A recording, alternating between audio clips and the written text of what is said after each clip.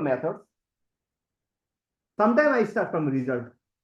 After result only I can write method. Okay? If all those results are not necessary, why I write all those methods? Only I will use those results and a method applied for those results. That's why better to start from result, because whatever result you need to present, write the method for that. So writing the method sometimes might be sometimes too much in the beginning, because all those method you applied, you might not show that on the result. If you don't show on the result, why you have to show that method? So write the result. So start from the result. For example, in this paper, so you start, but yeah, first start. Before making a framework, also please start from result. Whatever result you can get, results. I always start from result and then I make the framework of that paper after the result. Results.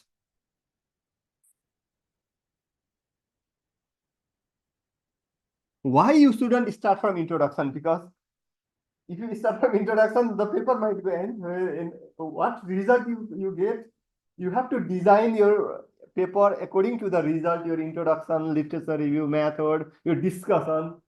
So result is important in the beginning. So for example, you have result in hand. So, but okay, how to write result in systematic literature review?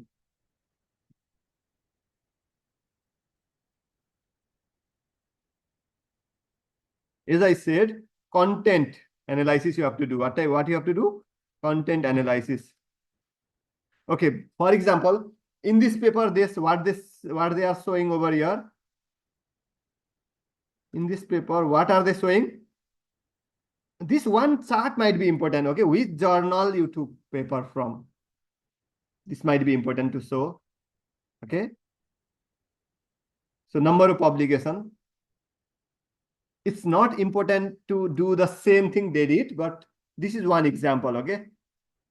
Number of publications. Figure 1, for example. In result, figure 1, you wrote this.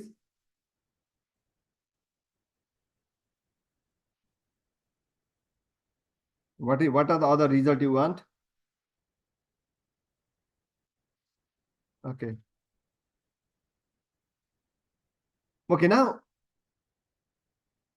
in the beginning, what you can do is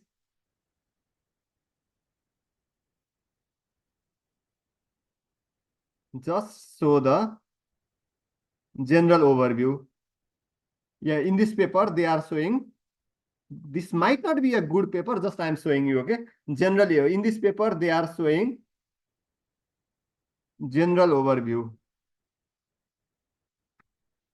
General overview of read paper.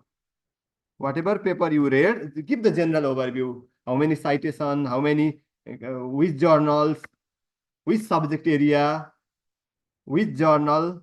Figure 2 might be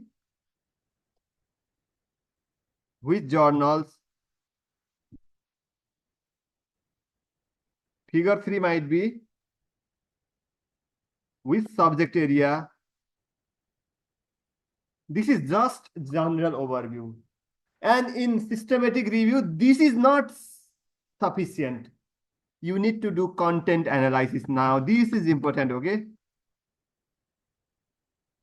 This first 3 figure is you might show or you might not show. That doesn't make any sense. Just you are saying this journal published. I took article from this journal. I took this many paper from this subject area. I took this journal from this year to this year. That is just simple statistical, or that is simple descriptive analysis of those papers. That is not important. That is not important for good quality journal. Why? Because they want something new. Those things can be done by anybody. Even the 10 grader can do. If you give result papers to a 10 grader, they can find out this first 3 table figures. They can make a number of publications from 10 to 20. They can make which journal they are coming from. Even you can get those directly from database, even Scopus also they give that result. Even Web of Science also they give that result. This is not important, but many researchers they show this because they wanted to show from which publication they want. Now this content analysis is important. And how you do this content analysis? You have to do content analysis according to your research question. Research question 1.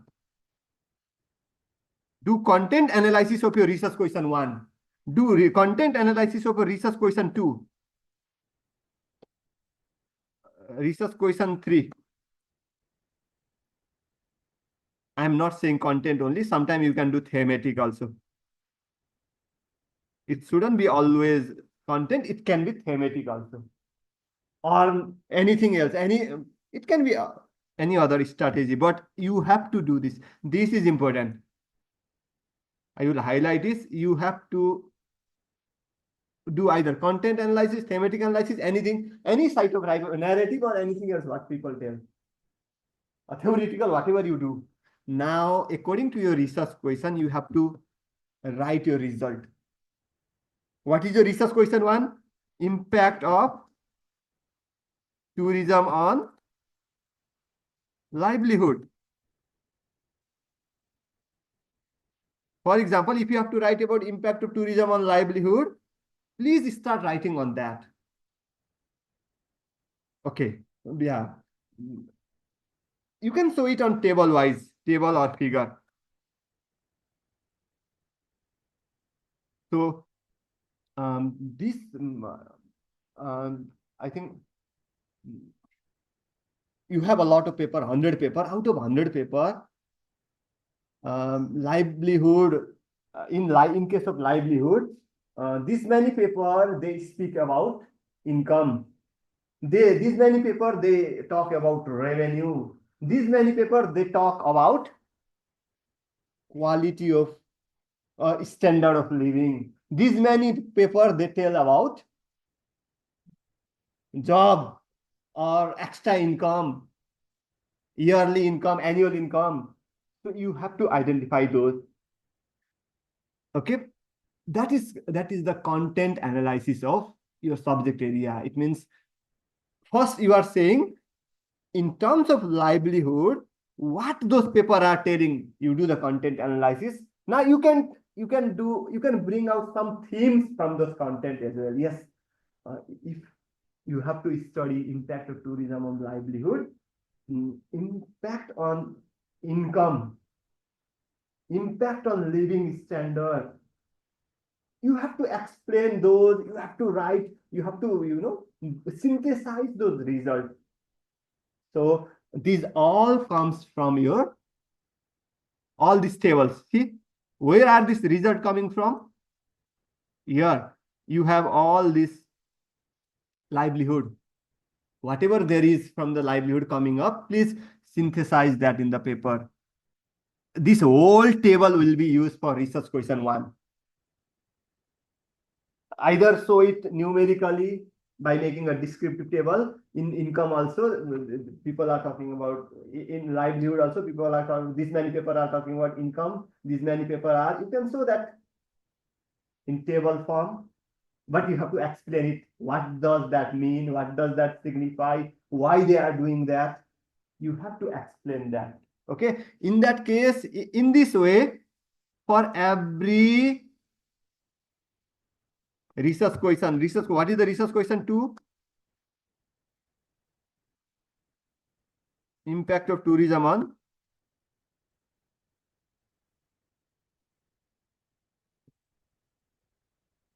on biodiversity. Write all those, what, how many paper talks about that, what they are talking about, what are the, I think if you have this table ready, I think this will help you a lot to write that result.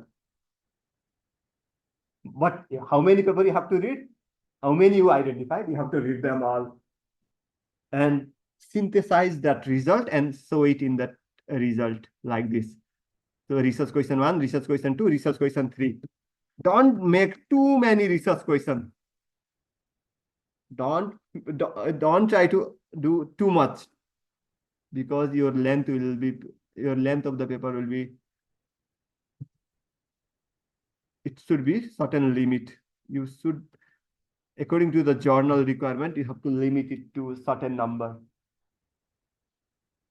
Can you write result? I can't show you directly result because I don't have things on my mind.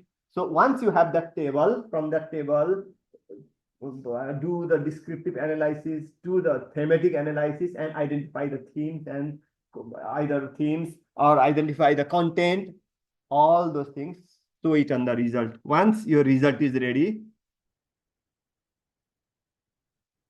now what I do is, I make the framework of the paper after doing the result. Now I make the overall framework of the paper. Now I know the result now. Once I have the result, I can write the framework of the paper. Now, your framework of the paper, how will be your framework of the paper? Yeah, it might be different for different author, but I prefer making a framework only after the result, so that I will have in my mind what are the things I need to write on introduction, literature, result, discussion, and conclusion. So I will write the framework of the paper. So my framework of the paper would be topic, abstract, topic, authors. Now till that time, you will know who are the authors of your paper. Your authors, abstract. Now you know what to write in the abstract because you have the result in mind. Abstract, keywords. Now introduction. How you write the introduction? At least meal plan. I apply meal plan in every paragraph. Some people say peer strategy. What is that meal plan, peer strategy? Do you apply that or not? Do you know, have you heard of meal plan? Meal plan means first sentence of your paragraph should be main idea. And then your middle paragraph should be evidences. And your another line, another sentence should be analysis of that evidences. And your last sentence should be link. I follow that meal plan usually. Some people, they apply peer strategy.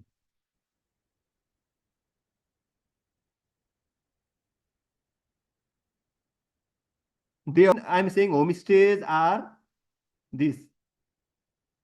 Homestay are this, I'm saying. I'm giving the what is homestay, I'm telling. So all my paragraphs should be telling about what is homestay. That is the main idea. If people read about this paragraph, it should tell about what are homestays. So see, I tell this is the homestay, and I'm giving evidence how they are important. Okay, they are unique. Local food are provided. Tourists who prioritize. So tourists who prioritize homestay often seek out and local culture. So in this way, this whole my paragraph is talking about the introduction of homestay, and I'm linking it with the main idea, and I'm linking with another paragraph. So my another paragraph will start with community-based homestay, and it is all talking about community. See, it is telling about community-based homestay, and it is CBH. Here is also CBH. Here is also CBH. So all this paragraph is talking about CBH. So what meal plan means? Your one paragraph should talk about only one main idea. You shouldn't bring many ideas in one paper, one paragraph. Your paragraph for one paragraph in one idea. For example, my first paragraph was homestay. Second paragraph was community-based homestay. Third paragraph is coronavirus now. It's talking about coronavirus and tourism impact. So it will be talking about that only. What I will do to that? First, I will talk about main idea, evidence. I will give you will give evidence for that main idea. You will analyze that main idea, and then you will link with another paragraph. So in that way, you should follow this meal plan in every paragraph. So this is important. In essay writing also, it's the same. So to make a good flow in writing, always follow meal plan. Your first sentence, and why it is important to write paper according to meal plan, because if people read the first sentences of every paragraph, they will have idea of whole paper. That is the important, because if they read the first sentence only, they will come to know what is talking in the whole document. So if a paper is a good paper, for example, if a paper is a good paper, if you copy the first line, first sentence of every paper, if you copy topic sentence of each paragraph, at last the reader will be easy. He or she will easily identify what is discussing in the paper. So that is the main idea of writing a paper following a meal plan. Your one paragraph should have only one idea. That should be evidence. There should be evidence for that main idea. There should be analysis of that main idea, and there should be link with the another paragraph in the main idea. So follow this strategy. What strategy? Either meal plan or peer strategy. They are similar. Only it is telling meal, it is taking peer, otherwise meal plan. I started from payments. All this, my paragraph will be talking about payments and their growth in mobile banking adoption. And then I have, in another paragraph, I will talking about continuous intention. And all this paragraph is talking about continuous intention. And another paragraph is start with expectation, discommon formation, model, EDM. So whole paragraph is talking about model. And then I am writing the what are the implications, what are the gaps, what are the things we are trying to bring up. And in this way, how indigeneity we are trying to apply in that paper. In this way, we are